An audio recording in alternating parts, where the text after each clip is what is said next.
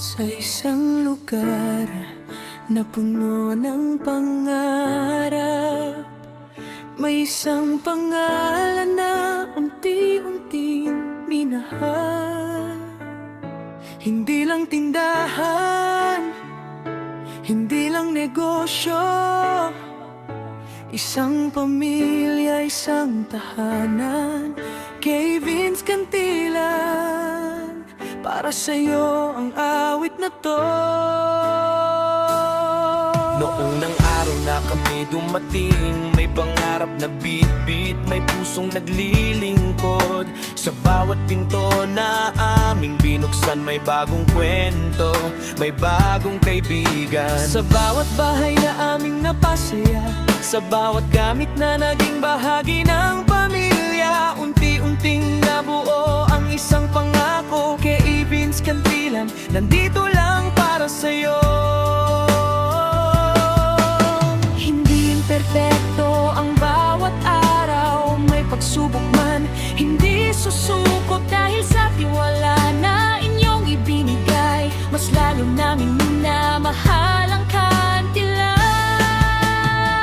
Ikaw ang aming Cantilan, kay Vince maaasahan. Ikaw ang inspirasyon sa bawat araw, sa bawat ngiti, sa bawat kamay na pumipili at nagtitiwala. Kay Vince, ikaw ang aming tahanan, pagmamahal ang aming alay.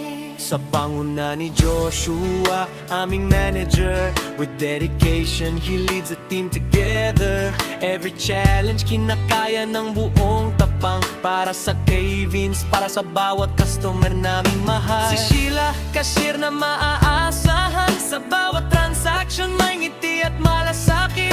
Si Philip, driver, hari ng kalsada, hatid ang serbisyo kahit saan pa mapunta.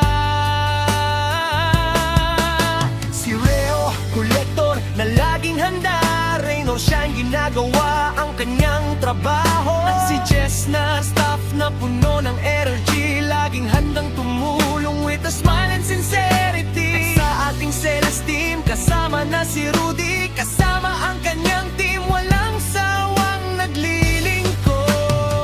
Ikaw ang aming Cantilan, kay Vince laging maaasahan. Ikaw ang inspirasyon sa bawat araw, sa bawat bahay na aming napapasaya, sa bawat pangarap na aming natutulungan.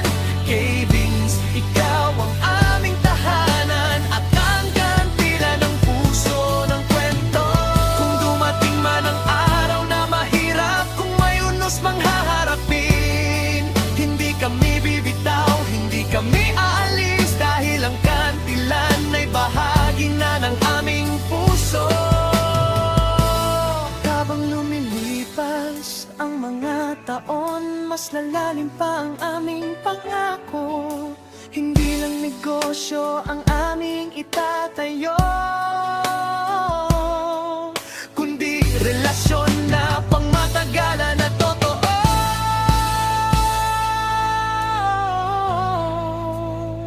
Ikaw ang aming Cantilan, kay Vince laging andyan. Salamat sa pagmamahal at tiwalang